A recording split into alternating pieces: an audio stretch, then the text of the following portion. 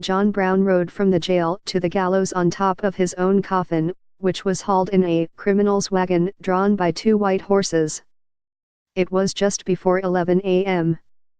On December 2, 1859, in Charlestown, Virginia, now part of West Virginia. Brown, the fierce abolitionist who had led an armed insurrection against slavery, was ready to die. He had written a note in his cell before leaving for the gallows: "I, John Brown, am now quite certain that the crimes of this guilty land will never be purged away but with blood." More than 1,000 troops lined the field to protect the gallows. There was fear that rebels might rush in at the last minute and try to rescue Brown before his execution. Virginia Gov. Henry Alexander Wise had ordered extra security. Fearing a spectacle, the public had been prohibited from viewing the hanging. Journalists from the North were turned back at Baltimore. By 10 o'clock all was arranged, wrote John T.L.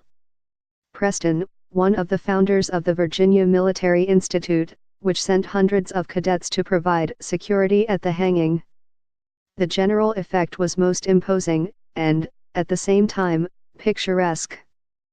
Brown had been found guilty of conspiracy, inciting servile insurrection and treason against the state, after leading at least 18 men in the raid of an armory at Harpers Ferry. Brown was accused of planning to seize the weapons stored in the armory, give them to enslaved black men and spark an anti-slavery rebellion, according to accounts.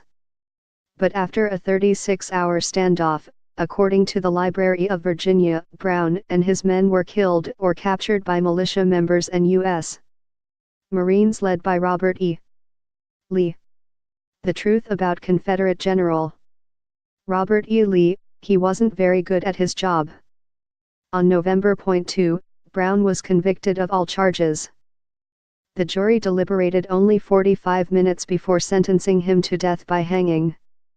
VMI Superintendent Francis H.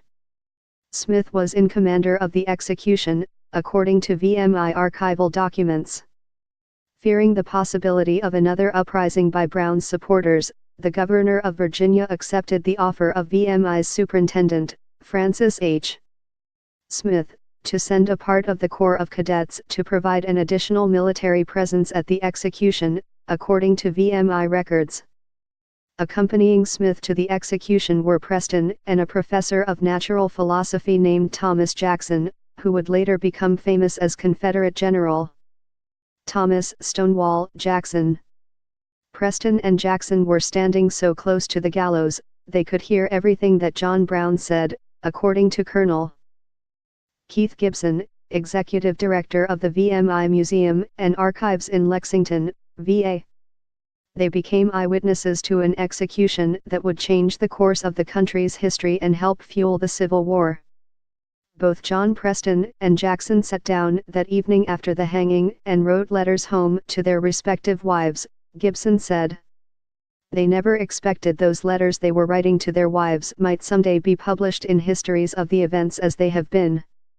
Jackson opened his letter to his wife, Mary Anna Jackson, with a description of Brown's last moments alive. "He behaved with unflinching firmness," Jackson wrote.